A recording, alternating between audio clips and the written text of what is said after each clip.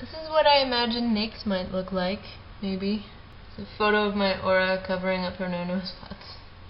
You have been chosen, Zoe. You have been marked.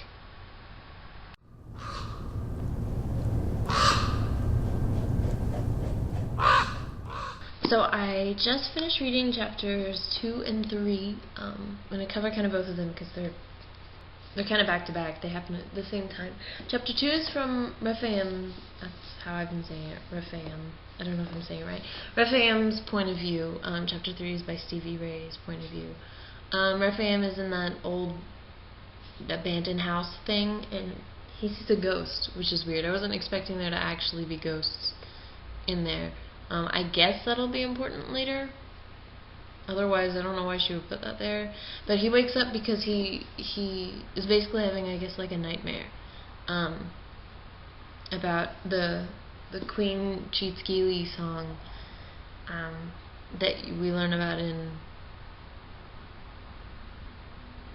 Tempted? Hunted? I don't remember. One of the other ones. A whole while back.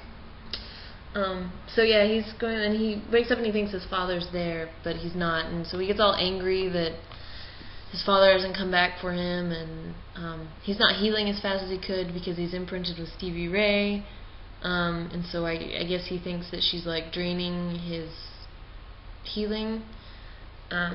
So he starts to break this bond, and he just gets this feeling of agony that he realizes is some kind of it's Stevie Ray's feeling that he's feeling through the imprint. And so he, instead of breaking the imprint like he was going to try to do, he actually calls her to him. Then we go to Stevie Ray's point of view, where she has just woken up from having been almost burnt to a crisp, and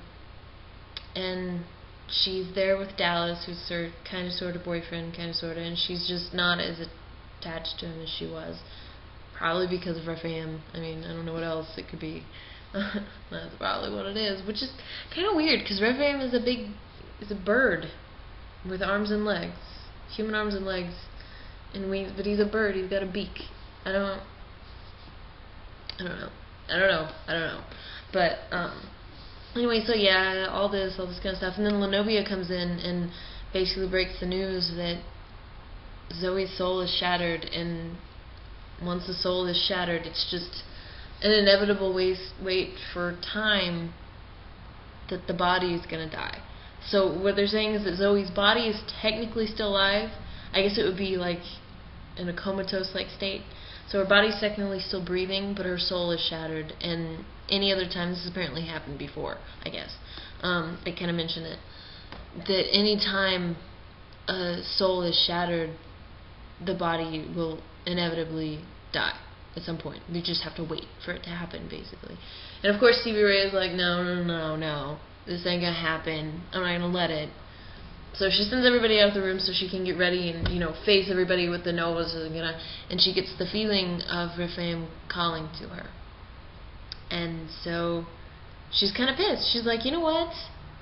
This guy, I saved this guy's life.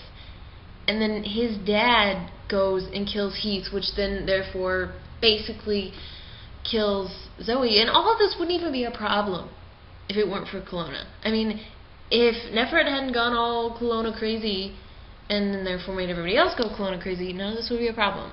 So Stevie Ray's like, you know what, now I'm kind of pissed.